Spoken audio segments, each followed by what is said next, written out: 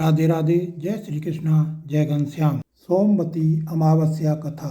अमावस्या का हिंदू धर्म में खास महत्व है।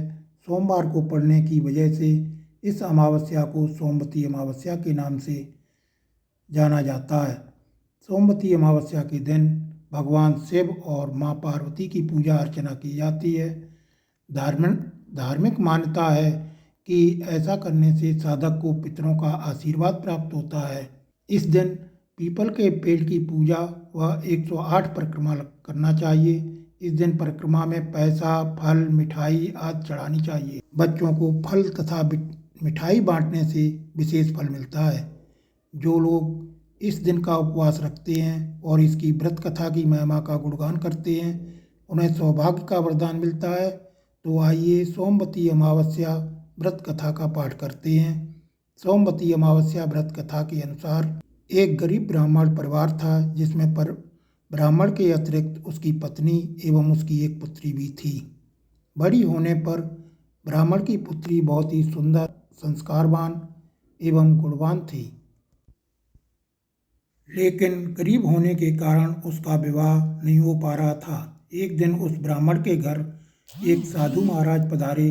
वो उस कन्या के सेवा भाव से अत्यधिक प्रसन्न हुए और कन्या को लंबी आयु का आशीर्वाद दिया, लेकिन साथ ही ये भी कहा कि इस कन्या के हाथ में विवाह योग रेखा नहीं है, बल्कि वैधव्य योग है।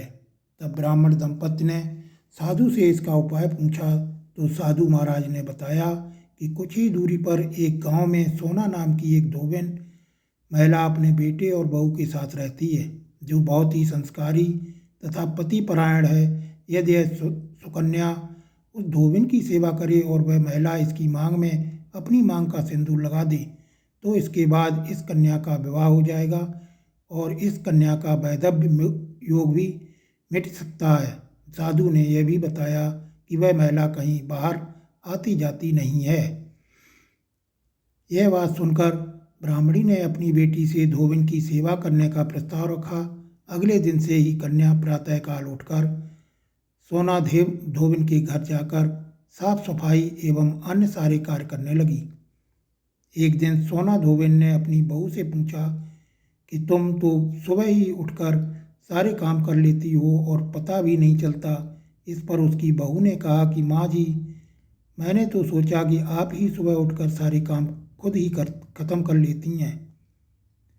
मैं तो देर से उठती हूँ। यह सब जानकर दोनों सास बहू घर की निगरानी करने लगीं कि कौन है जो सुबह ही घर का सारा काम करके चला जाता है। कई दिनों के बाद धोबिन ने देखा कि एक कन्या मुँह ढके अंधेरे में घर में आती है और सारे काम करने के बाद चली जाती है। जब वह जाने लगी तो सोना धोबिन उसके पैरों पर गिर पड़ी और पूछने लगी कि आप कौन हैं और इस तरह छुपकर मेरे घर की चाकरी क्यों करती हैं। तब कन्या ने साधु द्वारा बताई गई सारी बात बताई। सोना धोबिन पतिपरायण थी, अतः उसमें तेज था। वह अपनी मांग का सिंदूर देने को तैयार हो गई। सोना धोबिन के पति थोड़ा अस्वस्थ थे। उसने अपनी बहू से अपने लौट आने तक घर पर ही रहने को कहा। उसने नदी में नहाकर अपनी मांग में सिंदूर लगाया और उसी में से कुछ सिंदूर उस कन्या की मांग में लगा दिया। सोना धोबिन ने जैसे ही अपने मांग का सिंदूर उस कन्या की मांग में लगाया, सोना धोबिन का पति मर गया। उसे इस बात का पता चल गया। वह घर से निराजल ही चली थी। यह सोचकर कि रास्ते में कहीं पीपल का पेड़ मिलेगा तो उसे भंवरी देकर और उसकी परिक्रमा करके ही जल ग्रहण करेंगे। उस दिन सोमवती अमावस्या थी। उसने ईंट के टुकड़ों से 108 बार पीपल के पेड़ की परिक्रमा की और उसके बाद जल ग्रहण किया। ऐसा करते ही उसके पति के मृत शरीर में वापस जान आ गई। धोबिन का पति फिर से जीवित हो उठा। इस प्रकार सोमवती अमावस्या में पूजा पाठ से सुख, सौभाग्य और धन धान्य की प्राप्ति होती है। ओम नमः शिवाय।